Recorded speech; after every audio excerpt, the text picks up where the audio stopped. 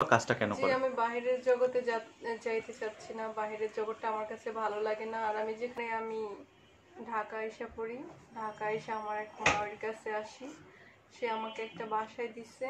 সেইখানে অনেক টর্চারে ছিলাম। তারপরে সম্মানিত দর্শক ভাই বোনেরা, আসসালামু আলাইকুম রাহমাতুল্লাহি ওয়া বারাকাতুহু। দেশ ও দেশের বাইরে যারা আমাদের এই প্রতিবেদন দেখছেন, আপনাদেরকে প্রীতি ও শুভেচ্ছা জানিয়ে শুরু করছি আজকের প্রতিবেদন। দর্শক, আজ আমরা আপনাদেরকে নিয়ে এসেছি এমন একটি অসহায় মেয়ে, যার নাম শারমিন। মাকে ভালো রাখতে, বোনকে ভালো রাখতে আজ তিনি বাসা বাড়িতে কাজ করে যে টাকাটি উপার্জন করছেন, সেই টাকা দিয়ে মায়ের চিকিৎসা করতে তার কষ্ট হচ্ছে। মা 6 মাস গ্রামের বাড়িতে থাকেন আর 6 মাস বাসা বাড়িতে কাজ করে তাদের সংসারটি চালাতে হয়। কেন?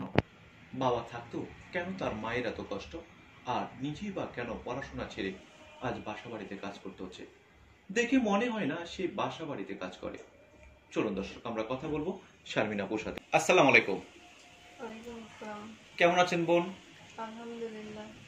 ভালো আছেন আপনি? তো আপনি আমাদেরকে একটু বলেন তো, আপনার পরিবারে কি সমস্যা রয়েছে, একটু বলবেন আমাদেরকে। শুরু থেকে জীবনের, মানে আপনার আসলে যখন স্কুল জীবন শুরু হলো, আপনার পারিবারিক, আপনার মা আর বাবার সম্পর্কটা কেমন ছিল, সেই বিষয়গুলো যদি আমাদেরকে একবারই আপনি বলতে পারেন চাইলে, আমরা একটু আপনার গল্পটা, পুরো গল্পটা শুনবো। এবং পাশাপাশি আপনি কেন ঢাকায় আসলেন, কি কারণে আসলেন, ঢাকায় এসে কি কাজ করলেন, কি সমস্যায় পড়লেন, সেই বিষয়গুলো আমাদেরকে যদি একটু বলেন। জি, আমি যবে থেকে বুঝতে শিখছি তবে থেকে আমি এতটুকু জানি যে যখন একটু একটু বুঝতাম আমার মা বলতো আমার আব্বু জুয়া খেলতো। তো এই জুয়া খেলার কারণে আমার ফ্যামিলিতে অনেক প্রবলেম হইতো। তো তারপরে আমার আব্বুর কেরামের দোকান ছিল একটা, ওখানে আমার আব্বু অন্য কোনো কাজ করতে পারে না, ভারী কিছু তুলতে পারে না, কোনো কাজ কাম করতে পারে না।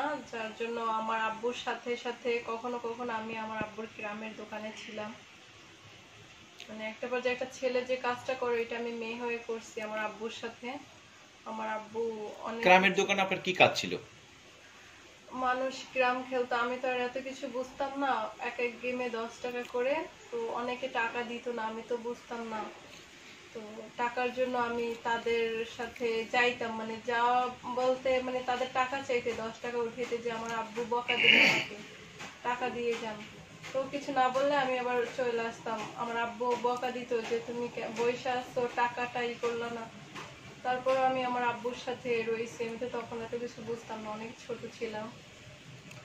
তো গ্রামের দোকানের মানে এই কাজগুলো থেকে আপনি স্কুলে যাওয়া আসা করতেন না, নাকি হ্যাঁ, শুধু গ্রামের দোকানেই থাকতেন? না স্কুলে যাওয়া আসা করতাম, আমার আব্বুর সাথে গ্রামের দোকানে থাকতাম। তো ছোটবেলা থেকে পড়তে পড়তে আমি ক্লাস 6-এ অ্যাক্সিডেন্টটা করি। অ্যাক্সিডেন্ট করেন? জি। কোথায় অ্যাক্সিডেন্টটা করেন একটু বলবেন? জি, আমাদের স্কুলের সামনে। তো সেখানে অ্যাক্সিডেন্টটা কিভাবে হয় আপনার? অ্যাকচুয়ালি আমি স্কুল শেষে হাফ স্কুলের সময় বের হই। বের হওয়ার সময় আমরা কিছু বান্ধবী ছিলাম। তো দুষ্টুমি করতে করতে একটা পর্যায়ে আমাকে ধাক্কা দেওয়াতে আমি একটা বাইকের সাথে মানে ধাক্কা খাই। ধাক্কা খাওয়াতে আমার অনেক প্রবলেম হয়। ওই প্রবলেমের কারণে আজ এরপরে অ্যাক্সিডেন্টের পর মানে কি সমস্যাটা হয় আপনার? জি, যখন আমার ট্রিটমেন্ট করা হলো, তারপরে স্কুলে যাইতেছিলাম। স্কুলের ম্যামরা যখন পড়া দিয়ে যেত, অ্যাকচুয়ালি পড়াটা মনে থাকতো না। তারপরে হয়েছে আমার চিল্লাচিল্লিটা আমি নিতে পারতাম না, আর সেটা এখনো পর্যন্ত আছে। আপনি কি একটু একটু চিকিৎসা করেছেন? চিকিৎসা হ্যাঁ করছিলাম, কিন্তু সব ঠিক আছে। বাট আমার ওই এখনো চিল্লাচিল্লি করলে প্রবলেম হয়, মানে আমার ভালো লাগে না কিছু। চিল্লাচিল্লি করলে মনে হয় যে আমি তার মানে হলো ওই আপনি শব্দটা নিতে পারেন না, এক জি কথায়। মানে শব্দটা হলো আপনার কাছে হলো কষ্টদায়ক। জি তো আপনি বোন আমাদেরকে একটা বিষয় বলেন তো, যে এই যে মানে অ্যাক্সিডেন্টের ভিতরে আপনার যে চিকিৎসাটা করছেন, এখন পর্যন্ত কি আপনার শারীরিক সমস্যাটা কি রয়েছে? জি, আমার মাথায় মনে হয় আছে, যার কারণে আমি চিল্লাচিল্লি সহ্য করতে পারি না। আমার মানে অনেক শব্দটা খারাপ আপনি লাগে নিতে পারেন কেউ না? কিছু, হ্যাঁ শব্দটা এখন নিতে পারি, আগে তো নিতে পারতাম না। এখন আমি নর্মাল আছি অনেকটা। আপনি আমাদেরকে একটা বিষয় বলেন তো, আপনার মা আসলে কি করতো? আমার আম্মু অনেক কষ্ট করছে। আমার আম্মু ঢাকা আসতো, আমি তখন ছোট ছিলাম, গ্রামের দোকানে এত কিছু বুঝতাম না। 9-10 বছর বয়স ছিল আমার। তো আমার দাদি রান্না করলে করতো, না করলে না। আমার আম্মু 6 মাস 1 বছর ঢাকা থাকতো, আবার বাড়িতে থাকতো। তো আমার আম্মু ঢাকা বাসায় আসছিল, যখন দেশে গেছে দেশেও একটা পুরুষ মানুষের মতো খাটছে। ঢাকায় এসে আপনার মা কি করতো? বাসায় কাজ করতো। সেটা কতদিন কাজ করতো? আপনারা থাকতেন দেশে, আপনার মা ঢাকায় কাজ করতো। হ্যাঁ, 3 মাস 6 মাস এরকমের, 8 9 মাস, 2 মাস। তার মানে হলো আপনার মা ঢাকা শহরে হলো 8 মাস 9 মাস এভাবে কাজ করে আবার বাড়িতে যেত। জি, তো এভাবে কি আপনাদের সংসারটা চলতো?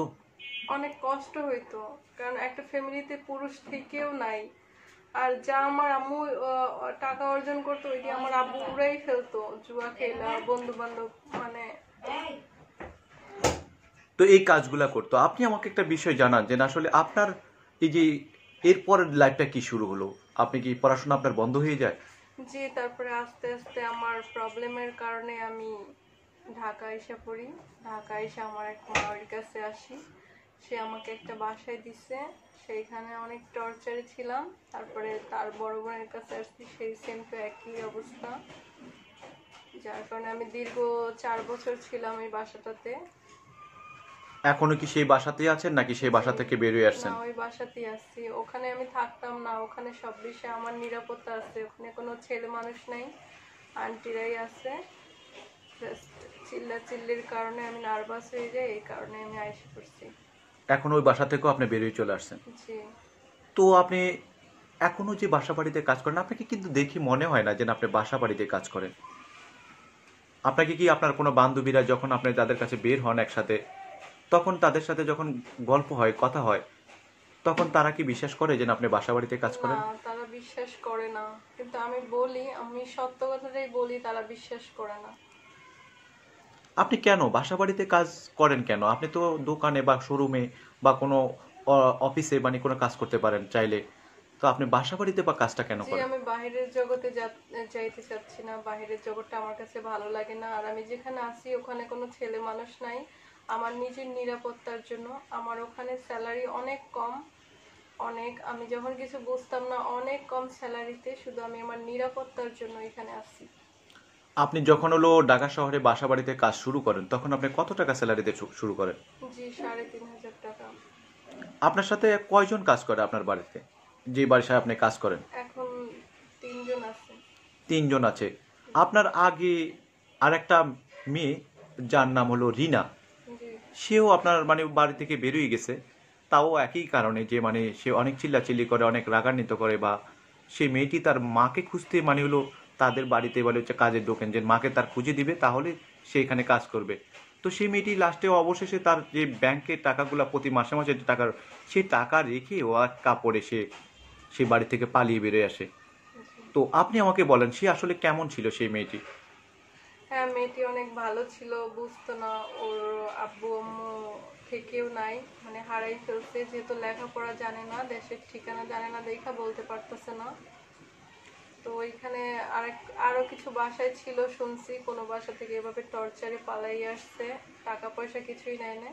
আমি যেখানে আসছিলাম ওইখানে ওকে টাকা দিছে, ওর টাকা আপুর কাছে ব্যাংকে আছে, কিন্তু পালাই আসছে দেখা নিয়ে সেই আসতে ব্যাংকটা পারে। আসলে কিসের ব্যাংক? এমনি আর কি, এমনি বলতে মাটির ব্যাংক। মাটির ব্যাংক মানে কোনো অফিস আদালতের যে ব্যাংক থাকে সেই না। ব্যাংক, সেই ব্যাংক না কোনো, যেমন মানে দেশের রূপালী সোনালী মানে এই ধরনের কোনো ব্যাংক না, মাটির ব্যাংকে সে টাকাগুলো রাখতো। হ্যাঁ। আপনি আমাকে বলেন তো যে যে মাটির ব্যাংকে টাকাটা রাখতো কিন্তু সে তো পালিয়ে চলে গেল, তার কোনো খোঁজ পেলেন? না। মশাটা খায়া দেখ কতগুলো খাইতেছে, এই কি মানুষ নাকি রে? আমি খায়া শেষ করে দিতেছে রে।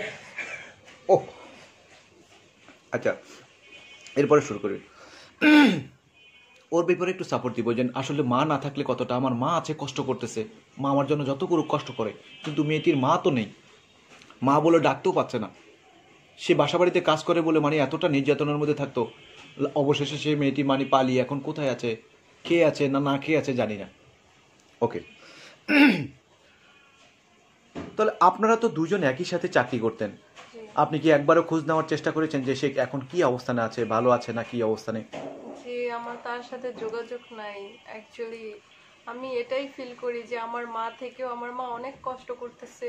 আমরা দুজন যখন একসাথে ছিলাম তখন ও যখন কান্না করতো আমার অনেক খারাপ লাগতো যে ও কাউকে মা বলে ডাকতে পারতেছে না।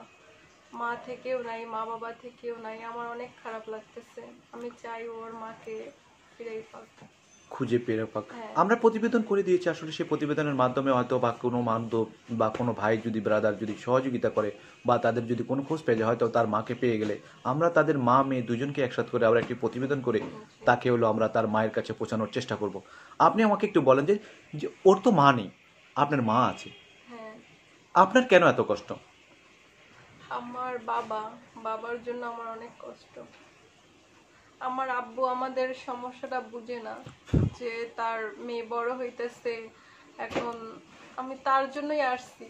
আমার মা অনেক কষ্ট করতেছে, আমার মাকে বুঝে না, এই কারণে আমি আসছি। যে বয়সে আপনি পড়াশোনা করবেন, পড়াশোনা শেষ করে আপনি বিয়ে করে স্বামী সংসার করবেন, আপনি কি স্বামী সংসার করতে ইচ্ছে করেন আপনার?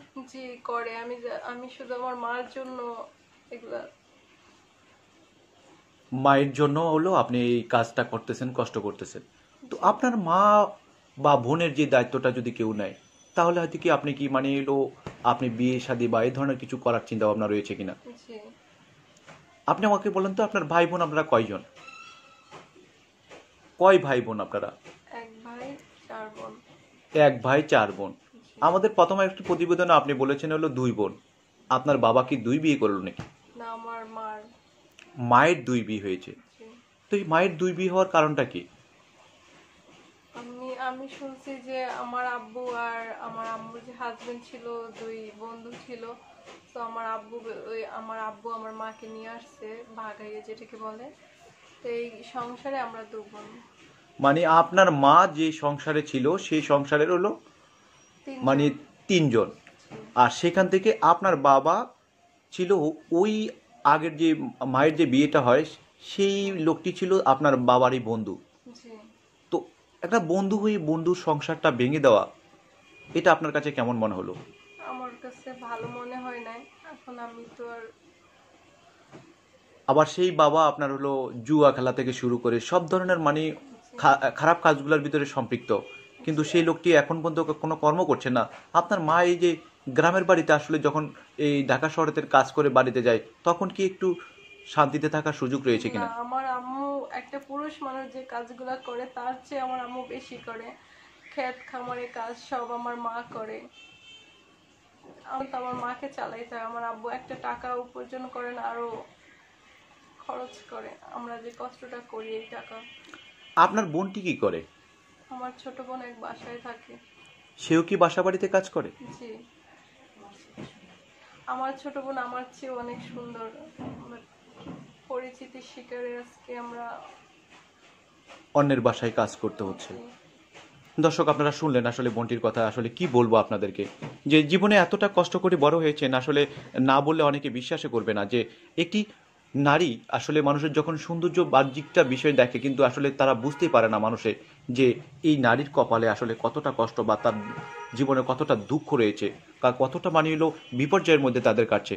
কিন্তু এমন পরিস্থিতিতে আসলে কোনো পরিবারে ঘটুক, এটা আমরা কেউ মানে আশা করি না। দর্শক আসলে এই বোনটির এই মুহূর্তে পাশে দাঁড়ানোর মতন কেউ নেই, কারণ সে চাকরি ছেড়ে দিয়ে এখন হলো এক কথায় এমন একটি বাসায় এসে আশ্রয় নিয়েছেন, যেখানে এখন হলো না বাসা বাড়িতে কাজ করতে গিয়ে অনেক সময় অনেক জায়গায় ঝামেলা পড়ে, কিন্তু যে বাসাটি তিনি কাজ করতেন সেই বাসাটি থেকে কেন ছেড়ে চলে আসলেন আমরা সেই বিষয়গুলো জানি। বোন, আপনি যে বাসা থেকে আপনি কাজটা ছেড়ে চলে আসলেন, কি কারণে আসলেন? জি, অ্যাকচুয়ালি ওখানে সব বিষয়ই ভালো আছে। আমার আন্টি একটু চিল্লাচিল্লি করে, যেটা আমি নিতে পারতেছি না। আন্টির মেয়ে অনেক আদর করে দেখে আমি এত বছর মানে আছি ওই বাসায়। তো আমার এই চিল্লাচিল্লিটা অনেক প্রবলেম হয়, এটা আমি নিতে পারি না। মানুষ মাত্রা ভুল হইতেই পারে, তো সামান্য ভুল নিয়ে মানে। মানে খুবই আপনার জাস্ট হলো অ্যাক্সিডেন্টের পর থেকে আপনার শব্দটা নিতে পারেন না।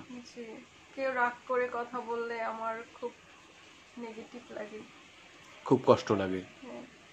আপনি আমাদেরকে একটা বিষয় বলেন